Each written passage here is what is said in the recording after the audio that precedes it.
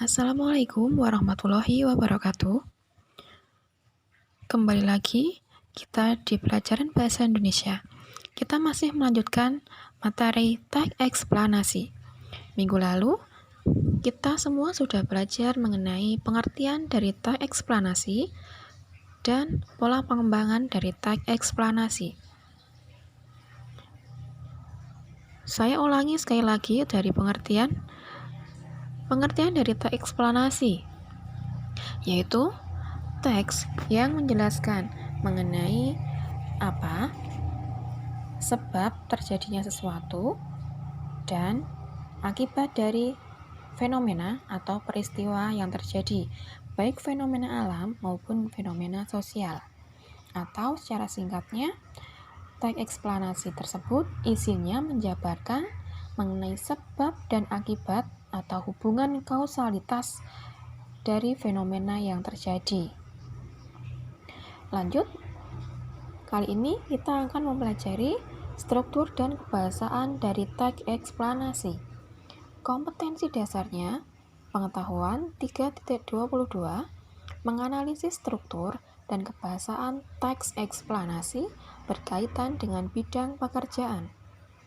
Yang keterampilan 4.22, memproduksi teks eksplanasi berkaitan dengan bidang pekerjaan secara lisan atau tulis dengan memperhatikan struktur dan kebahasaan. Kita bahas satu-satu. Kita bahas dari struktur teks eksplanasi. Strukturnya ada 3. Yang pertama, bagian awal atau disebut pembuka atau identifikasi fenomena.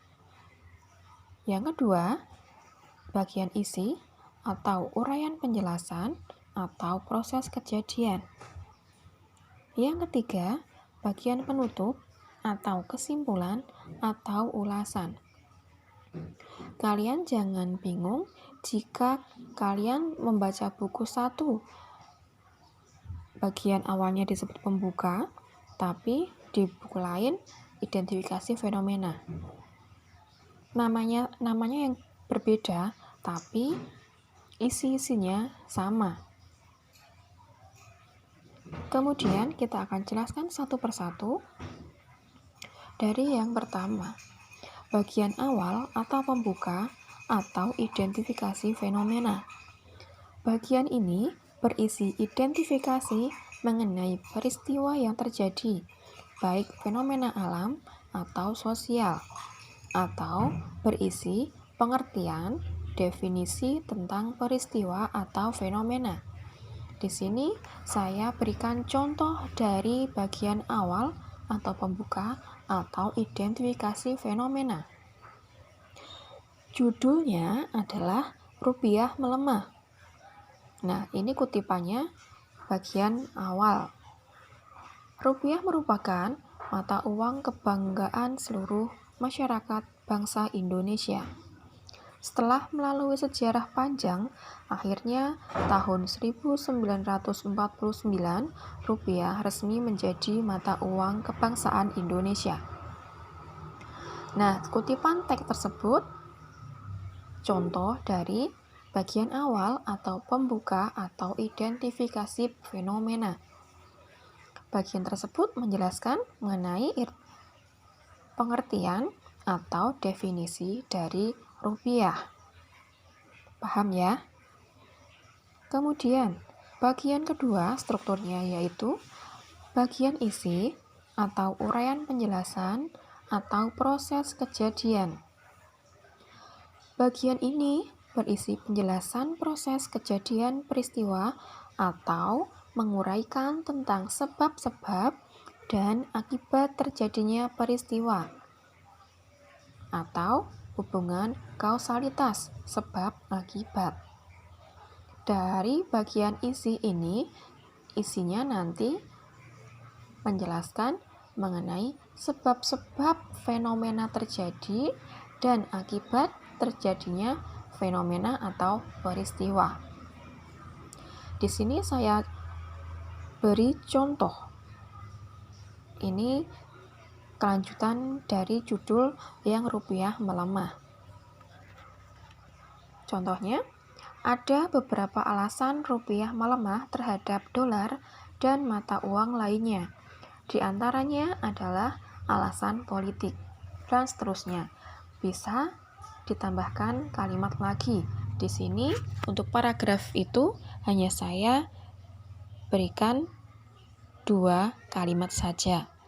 Bisa dilanjutkan lagi nanti menguraikan mengenai alasan rupiah melemah terhadap dolar dan mata uang lainnya, yaitu alasan politik. Bisa dijelaskan alasan politik yang bagaimana. Kemudian, yang kedua, penyebabnya muncul dari masalah defisit neraca perdagangan. Defisit yang cukup lebar membawa rupiah semakin melemah. Itu juga penyebab dari rupiah melemah. Penyebab yang ketiga adalah problem geopolitik seperti naiknya harga minyak dunia, menguatnya perekonomian negara lain, atau naiknya suku bunga bank terhadap mata uang lainnya. Struktur yang ketiga dari teks eksplanasi adalah bagian penutup atau kesimpulan atau ulasan. Bagian ini berisi komentar atau penilaian atau juga boleh simpulan penulis terhadap sesuatu yang diungkapkan, atau bisa juga berisikan mengenai usulan atau suatu harapan. Contoh bagian penutupnya. Ada kutipan paragraf di sini. Beberapa hal tersebut merupakan permasalahan yang tengah menjadi penyebab rupiah melemah. Hal ini merugikan masyarakat Indonesia karena nilai rupiah semakin rendah di mata dunia. Kita berharap penyebab rupiah melemah bisa segera teratasi. Itu adalah bagian dari struktur teks eksplanasi. Kemudian lanjut kita ke kebahasaan dari teks eksplanasi. Yang pertama, menggunakan kata yang bermakna denotatif. Jadi, semua kata yang kita gunakan, yang kita tulis dalam teks eksplanasi harus menggunakan makna yang sebenarnya. Tidak boleh menggunakan makna yang konotatif. Tidak boleh menggunakan ungkapan atau peribahasa. Kebahasaan yang kedua, dalam bagian pembuka atau bagian awal berisi pengertian atau definisi, sehingga juga menggunakan verba relasional. Contoh verba relasional adalah, merupakan, ialah, yaitu. Seperti tadi ya, contohnya rupiah adalah, nah itu verba relasionalnya adalah. Yang ketiga, menggunakan banyak konjungsi. Di antaranya, saya di sini hanya menuliskan 4 macam konjungsi, tetapi konjungsi yang lainnya masih banyak yang belum saya tuliskan. Kalian boleh mencari sendiri, browsing, ataupun membuka catatan di kelas 10. Dulu sudah pernah saya catatkan di kelas 10 macam-macam konjungsi. Konjungsi kausalitas. Masih ingat ya, kausalitas itu sebab akibat. Konjungsinya seperti sebab, karena, oleh sebab itu, oleh karena itu, sehingga. B. Konjungsi kronologis atau hubungan waktu. Konjungsinya kemudian, lalu, setelah itu, pada akhirnya. Yang C. Konjungsi yang menyatakan penambahan. Konjungsinya dan, serta, atau, baik, bla bla bla, maupun, dan sebagainya. D. Konjungsi yang menyatakan pertentangan. Contohnya, sedangkan, padahal, tetapi, melainkan, daripada, seperti.